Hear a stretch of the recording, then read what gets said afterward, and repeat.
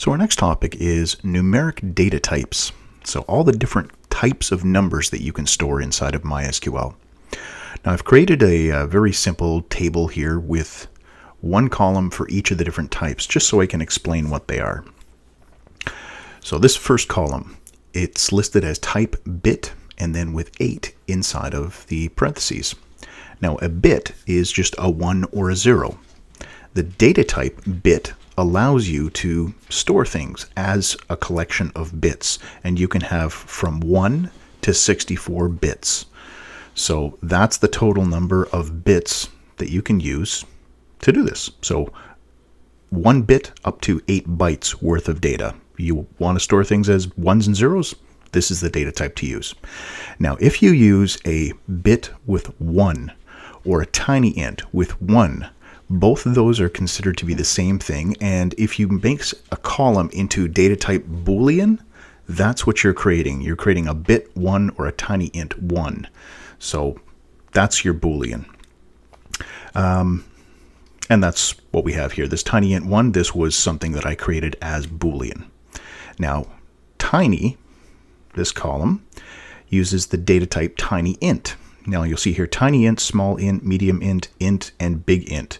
These are all the different kinds of integer values that you can store.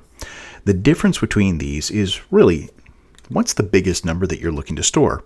Are you looking to store negative and positive numbers or just positive numbers? And what's the biggest potential number that you could be storing inside of here? And that's the difference between these. It's how much memory you're going to need to store the biggest possible number in this column. Now, the negative and the positive thing, that is something referred to as signed or unsigned.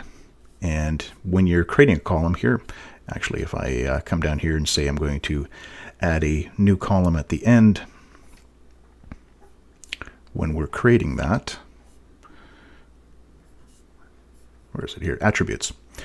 Unsigned means I don't want to deal with negative numbers. I don't want to deal with whether or not there's a positive or a negative sign. In that case, the smallest number is going to be 0 and the biggest number will be dependent on which data type we're using. So I haven't set up unsigned on any of these data types. We just have these 5 different kinds here. I've left them all as signed, so you can do positive or negative numbers. And then it's really about the range.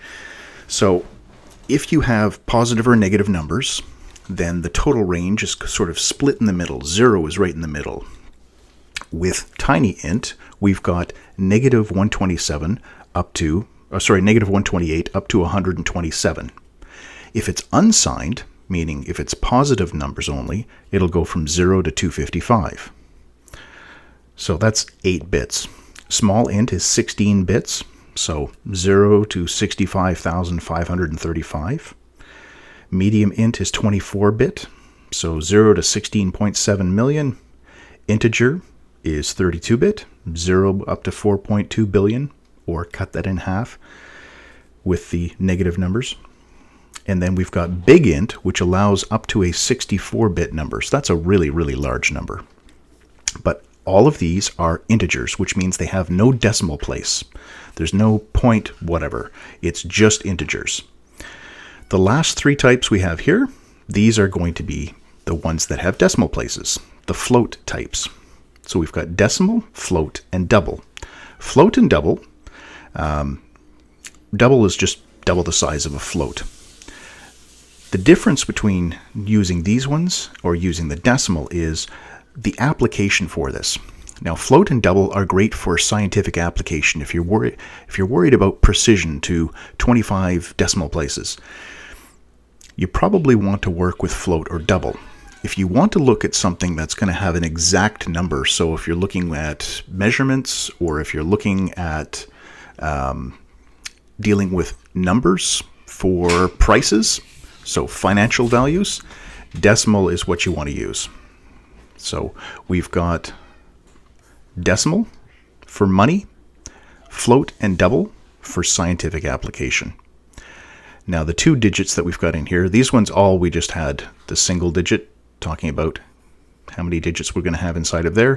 For decimal, this first number is the total number of digits that I'm going to allow, the maximum total number of digits. And then the second number is how many numbers to the right of the decimal place. So if I have $100.12, I've got 2 digits that are to the right of the decimal place, and I've got a total of 5, 100.12. So 2 on the right, 3 on the left, total of 5. Here I'm saying I'm going to allow up to a total of 10. So 2 to the right of the decimal place, and then 8 additional digits. And that's it. That's all the numeric data types. So try to be specific of the type of integer that you're using. Think about what is the maximum possible number that you're ever going to need inside that column, and then use that type. If you're working with prices, I encourage you to use the decimal type, because that will give you accurate calculations, exact calculations for prices. All right, if you have any questions, feel free to leave those in the comments. I will leave a link to the MySQL documentation for numeric types. You can use this as a reference. And as always, thanks for watching.